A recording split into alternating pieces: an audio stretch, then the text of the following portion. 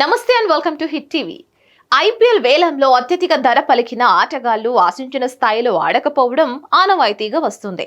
IPL మొదలైన నాటి నుంచి ఈ ఆనవాయితీ కొనసాగుతోంది. ఇక తాజా సీజన్లో కూడా అదే జరుగుతోంది. కోట్లాది రూపాయలు ఖర్చు చేసి కొనుగోలు చేసిన ఆటగాళ్లు తమ ఫ్రాంచైజీలకు పట్టపగలే చుక్కలు చూపిస్తున్నారు.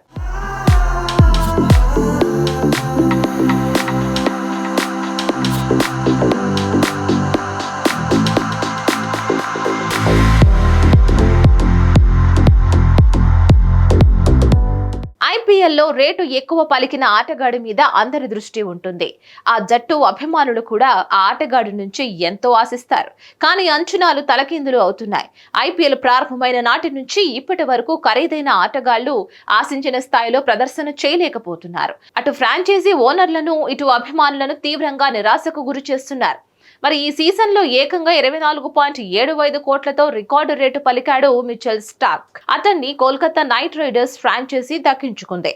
అయితే తొలి 2 మ్యాచ్ల్లో స్టార్క్ ఒక వికెట్ కూడా తీయలేదు. పైగా 2 మ్యాచ్ల్లో కలిపి 100 పరుగులు సమర్పించుకున్నాడు. గత సీజన్లోనూ అత్యధిక ధర పలికిన ఆటగాళ్ల పరిస్థితి కూడా అంతంత మాత్రంగానే ఉంది. గత ఏడాది ఐపీఎల్లో ఇంగ్లాండ్ ఆల్రౌండర్ శామ్ కరన్ ను పంజాబ్ కింగ్స్ జట్టు ఏకంగా 18.5 కోట్లు పెట్టి కొనుక్కుంది. అప్పటికి అది లీగల్లో రికార్డు ధర. కానీ అతను 14 మ్యాచ్లాడి కేవలం 276 పరుగులు మాత్రమే చేశాడు. బంతితోనూ పెద్దగా సత్తా చాటలేకపోయాడు. కేవలం 10 వికెట్లకు పరిమితమయ్యాడు. 2023 సీజన్లో 17.5 కోట్లతో రెండో అత్యధిక ధర దక్కించుకున్న ఆస్ట్రేలియా ఆల్రౌండర్ క్యామరూన్ గ్రీన్ కూడా ముంబై తరపున ఆడి నిరాశపరిచాడు. 16 మ్యాచ్ల్లో 452 పరుగులు చేసి అతను 6 వికెట్లు మాత్రమే పడగొట్టాడు. 2022లో అత్యధికంగా 15.25 కోట్లకు ముంబై సొంతమైన ఇషాన్ కిషన్ ఆ సీజన్లో 14 మ్యాచ్లాడి 418 పరుగులు చేశాడు. 1-2 మెరుపు ఇన్నింగ్స్లు ఆడినా మొత్తం నిరాశపరిచాడు.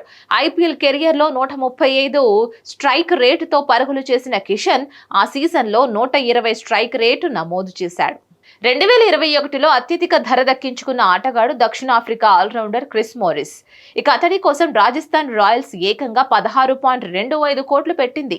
అతడి స్థాయికి అది చాలా ఎక్కువ అన్న అభిప్రాయం వ్యక్తమైంది. అందుకు తగ్గట్లే అతను సాధారణ ప్రదర్శన చేశాడు. ఆల్రౌండర్ పాత్రలో జట్టులోకి వచ్చి అతను 11 మ్యాచ్ల్లో 15 వికెట్లతో బౌలింగ్ వరకు పర్వాలేదనిపించాడు. కానీ బ్యాట్తో కేవలం 67 పరుగులే చేశాడు. ఆ సీజన్లో 9కి పైగా ఎకనామీ నమోదు చేయడం గమనార్హం. 2020లో రికార్డు రేటు దక్కించుకుంది ప్యాట్ కమిన్స్. అతడి కోసం కోల్కతా నైట్ రైడర్స్ 15.5 కోట్లు పెట్టింది. పొదుపుగా బౌలింగ్ చేశాడు. కానీ ఎక్కువ వికెట్లు తీయలేదు. 14 మ్యాచ్ల్లో తీసింది 12 వికెట్లే. బ్యాటింగ్లో పెద్దగా రాణించలేదు. 146 పరుగులే చేశాడు. ఇంగ్లాండ్ ఆల్రౌండర్ బెన్ స్టోక్స్ ఎప్పుడు అందుబాటులోకి వచ్చినా అతడి కోసం వేలంలో ఫ్రాంచైజీలు ఎగబడ్డాయి. ఎప్పుడు వేలంలోకి వచ్చినా భారీ ధర పలికాడు. కానీ ఒక్కసారి ఆ రేటుకు న్యాయం చేయలేకపోయాడు. గత ఏడాది చెన్నై సూపర్ కింగ్స్ అతడి కోసం ఏకంగా 16.5 కోట్లు పెట్టింది. కానీ 2 మ్యాచ్లాడి గాయంతో లీగ్కు దూరం అయ్యాడు. 2017లో 12.5 కోట్లకు కొన్న రాజస్థాన్ తరపున 12 మ్యాచ్లాడి 316 పరుగులు చేసి 12 వికెట్లు తీశాడు. ఆ తర్వాత ఏడాది రైజింగ్ పూణే బెన్ స్టోక్స్ ను 14.5 కోట్లకు సొంతం చేసుకోగా 13 మ్యాచ్ల్లో 196 పరుగులు చేసి 8 వికెట్లే తీశాడు. 2014 ఐపీఎల్లో యువరాజ్ సింగ్ జాక్పాట్ కొట్టాడు. ఇక ఆ సీజన్లో ఢిల్లీ డేర్ డెవిల్స్ యువరాజ్ కోసం 16 కోట్లు ఖర్చు చేసింది. ఆ సీజన్లో యువరాజ్ సింగ్ ఆల్రౌండర్ పాత్రకు న్యాయం చేయలేకపోయాడు. 14 మ్యాచ్ల్లో కేవలం 376 పరుగులే చేశాడు. 5 వికెట్లు మాత్రమే పడగొట్టాడు. ఆ తర్వాతి సీజన్లో Royal Challengers of Bengaluru franchise Yuvraj Singh ను 14 కోట్లకు కొనుక్కుంది. ఇక ఆ జట్టు తరపున అతను 248 పరుగులు చేసి 1 వికెట్టే తీశాడు.